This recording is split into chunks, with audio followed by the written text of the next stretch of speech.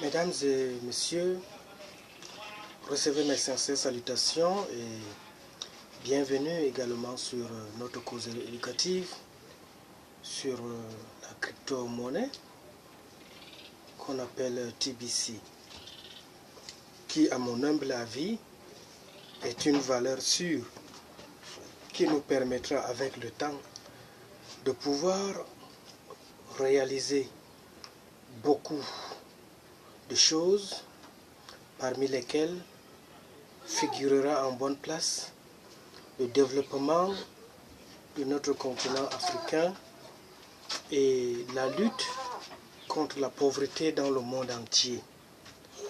Mais alors, quand on parle de développement, il y a plusieurs paliers, il y a plusieurs facteurs qui entrent en jeu, et parmi ces multiples éléments, je voudrais qu'aujourd'hui on puisse s'entretenir un peu sur l'urbanisation rapide dans le monde. Alors, quand on parle de développement, il ne faut pas négliger ce pan, il ne faut pas négliger ce côté qui est un secteur très sensible. Ce secteur, ce que j'appelle l'urbanisation rapide. Parce que quand on parle de développement, nous avons besoin des infrastructures. Quand on parle de développement, cela sous-entend qu'il faut des dispositions ou bien des prédispositions pour pouvoir prendre en compte la multiplication des êtres humains. Il faut prendre en compte le recasement des personnes vulnérables. Il faut prendre en compte même la modernisation de nos cités urbaines. Puisque déjà, le monde connaît depuis le milieu du XXe siècle une très forte accélération de l'urbanisation qui se traduit par l'accroissement de la population, de la taille et des activités des villes. Cependant, cette croissance urbaine pose de nombreux problèmes, surtout dans les pays du tiers-monde. Par exemple, en 1999, le taux d'urbanisation dans le monde nous a permis de pouvoir avoir quelques chiffres en termes de pourcentage. Par exemple, 45% dans les pays du tiers-monde, qui constituent la zone la plus pauvre de la planète, et 40% dans les pays développés. Ceci sous-entend qu'il y a eu une accélération très rapide de l'urbanisation qui se produit depuis les années 50. Depuis un siècle, la population urbaine a augmenté 10 fois plus que on ne pouvait croire. On parle d'explosion urbaine pour désigner ainsi cette très grande forte de croissance.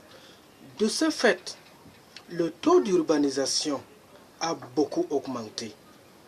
D'ici quelques années, la majorité des hommes vivra en ville, soit environ 45% de la population mondiale se retrouvera concentrée en ville.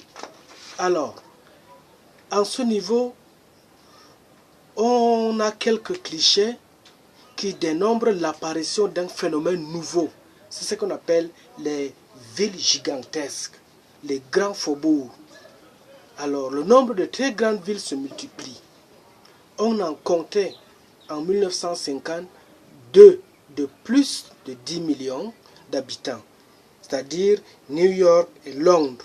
C'était les deux grandes villes dans le monde qui avaient au moins minimum 10 millions d'habitants, contre 17 millions chacune aujourd'hui. Vous voyez que de 1950 à nos jours, ne serait-ce que les deux villes de New York et Londres ont doublé leur population. De même, le nombre de villes de plus de 5 millions d'habitants a quintuplé depuis 1950. Ainsi, ce sont avant tout les grandes villes qui attirent les hommes.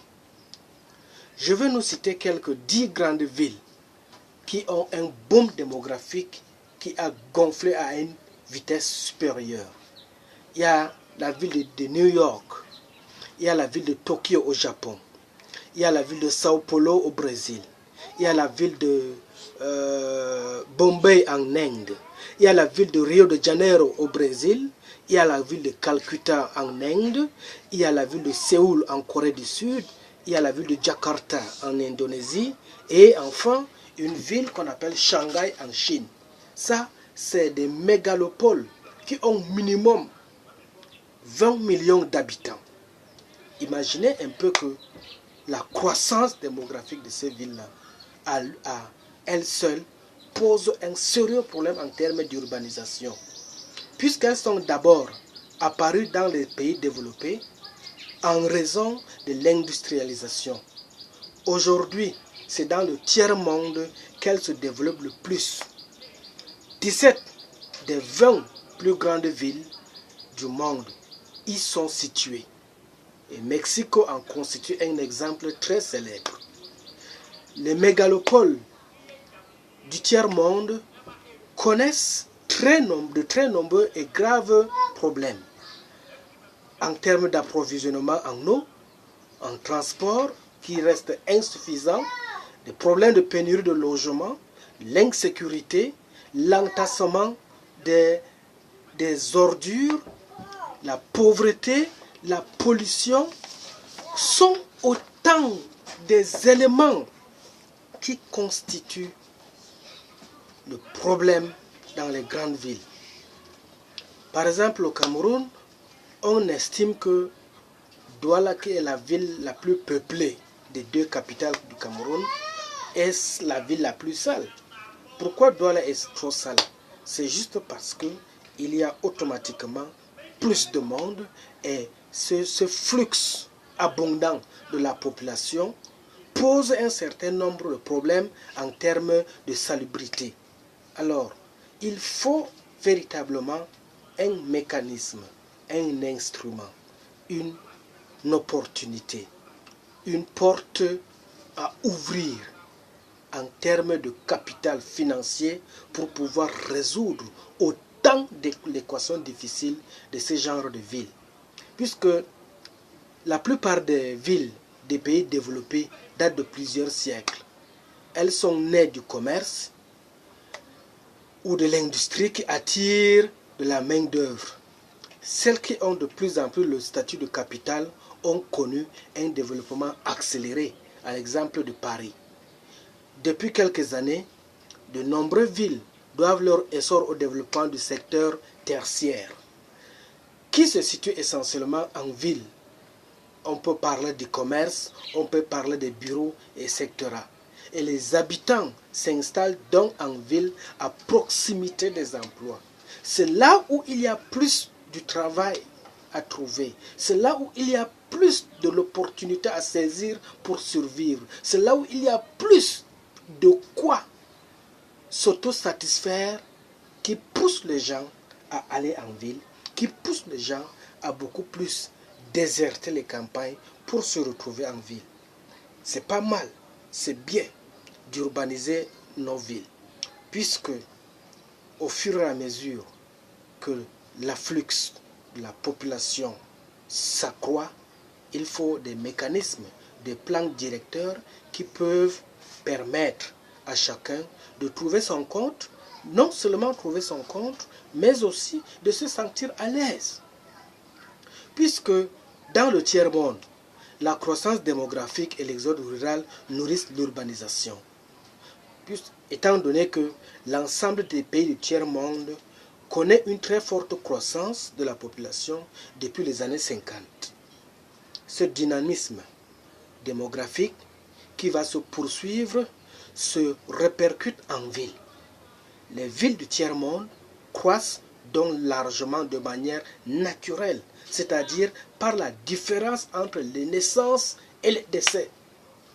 De plus, la population du tiers-monde est jeune, environ la moitié à moins de 15 ans.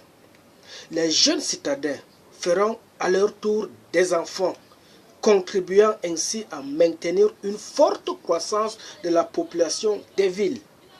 L'exode rural, qui désigne l'installation en ville des populations originaires de la campagne, a cessé dans les pays industrialisés. En revanche, il est très fort dans le tiers-monde où il contribue à accélérer la croissance urbaine, environ la moitié des nouveaux citadins sont issus de la campagne. Les nombreux inconvénients de la campagne incitent donc les habitants à s'installer en ville. Parallèlement, la ville attire les paysans. Elle représente l'espoir de trouver un travail, de gagner de l'argent, de vivre mieux.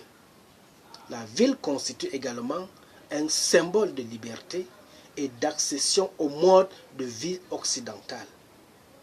La situation des pays développés est originale. Tout qui est le contraire des pays du tiers-monde, puisque dans les pays développés, les villes attirent plus, mais le taux d'urbanisation sont parfois élevés.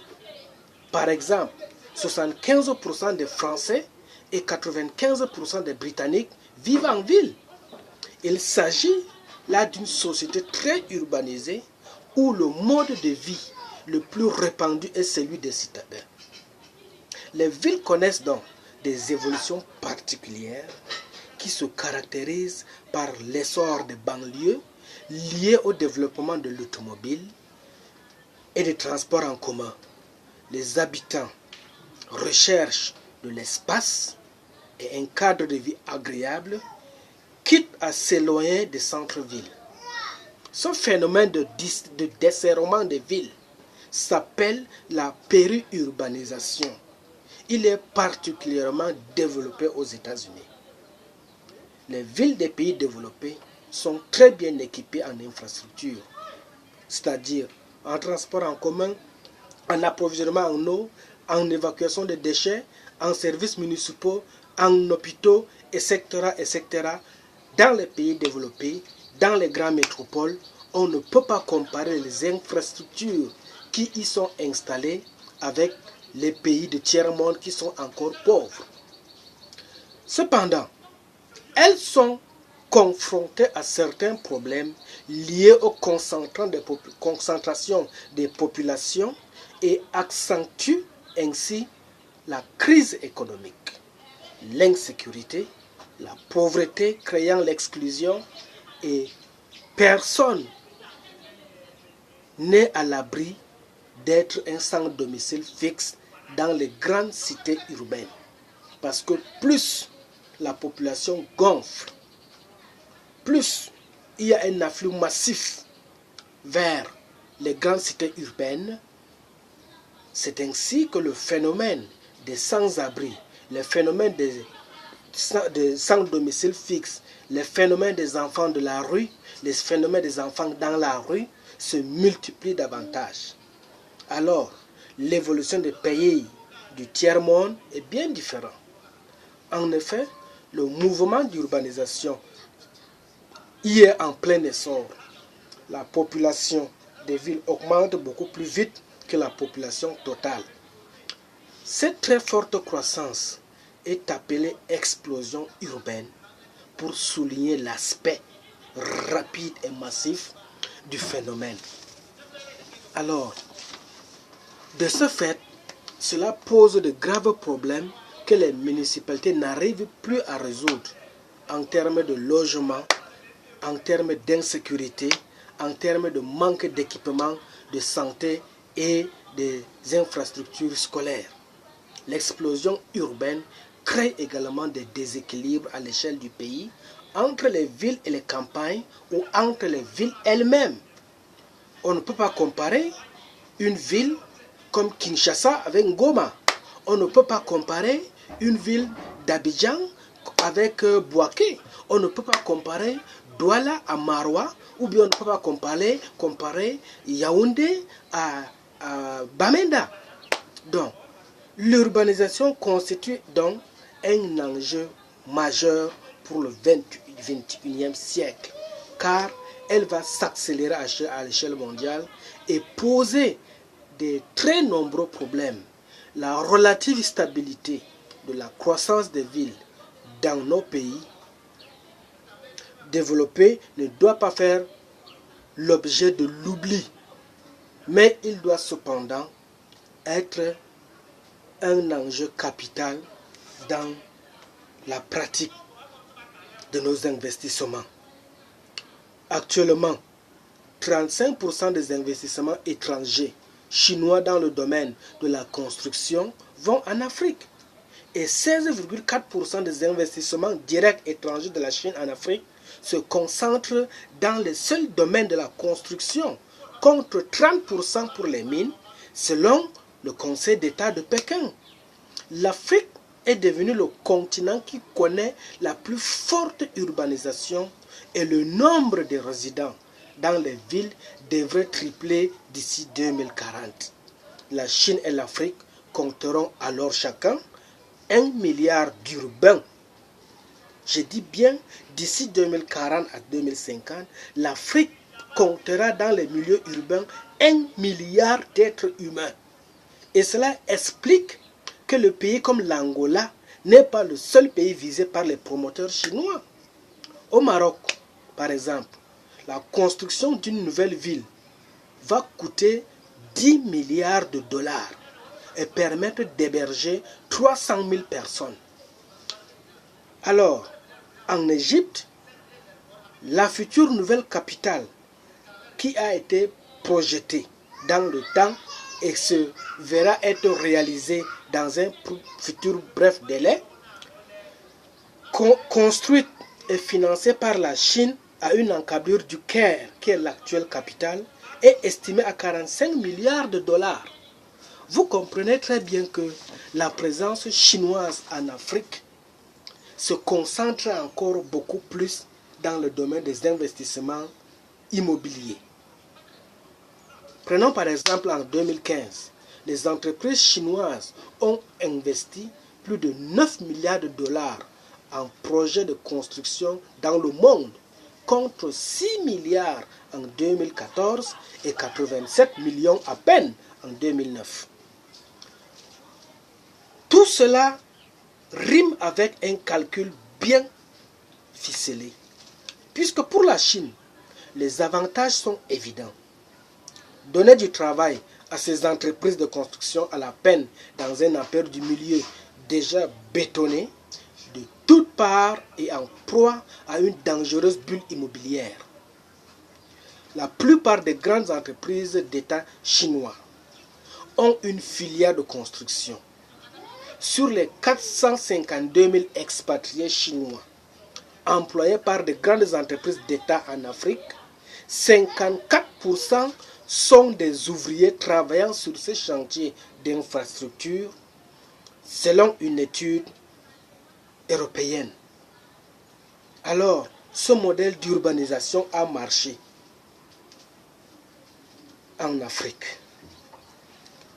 En Chine, tout se décide au sommet de l'État et l'urbanisation se fait parfois de façon brutale pour servir au mieux les intérêts du pays. En Afrique, les terres sont souvent privatisées et le secteur informel est plus important qu'en Chine. L'enjeu est donc véritablement de savoir si la Chine construit l'Afrique à son image ou pour servir ses seuls intérêts. Alors, en ce moment, chers frères camerounais, chers frères africains, il y a un défi énorme qui pèse sur nos épaules, qui pèse dans nos consciences, qui pèse dans notre façon de voir le monde évoluer. Puisque si les Chinois envahissent déjà l'Afrique, il faut que nous soyons en mesure de faire un effort pour pouvoir mettre sur pied un mécanisme qui peut permettre qu'il y ait au moins un partenariat gagnant-gagnant. Si nous recevons seulement des financements étrangers pour investir chez nous, on ne sait pas la qualité de ces investissements en termes de durabilité. On ne sait pas la fiabilité de ces investissements en termes de sécurité. À ce niveau, il y a lieu qu'on ne refuse pas que des étrangers viennent nous aider. Mais il faut qu'au moment où les étrangers viennent nous aider, qu'on soit en mesure de comprendre la plus-value de ce qu'ils nous apportent et la quintessence même de ce que nous disposons déjà pour pouvoir faire la part des choses et que nous ne soyons pas seulement envahis par des pacotilles. Alors, pour pouvoir être en mesure de faire un tel scénario, pour pouvoir être à la hauteur de relever le défi d'un tel enjeu, il nous faut une économie forte. Et cette économie forte, TBC nous offre l'opportunité de pouvoir atteindre cela. Alors, mes chers frères, lorsque je parle, c'est avec un grand pincement au cœur. Parce que notre continent africain, nos pays, dans le tiers-monde en général, posent un sérieux problème en termes de retard sur le plan du développement. Et c'est à nous de nous lever comme un seul homme. C'est à nous de saisir des opportunités financières que nous accorde TBC pour pouvoir maximiser nos forces et poser des actes palpables, des actes qui peuvent honorer désormais nos engagements et donner à notre fierté une dignité qui n'a point d'égal. Merci beaucoup.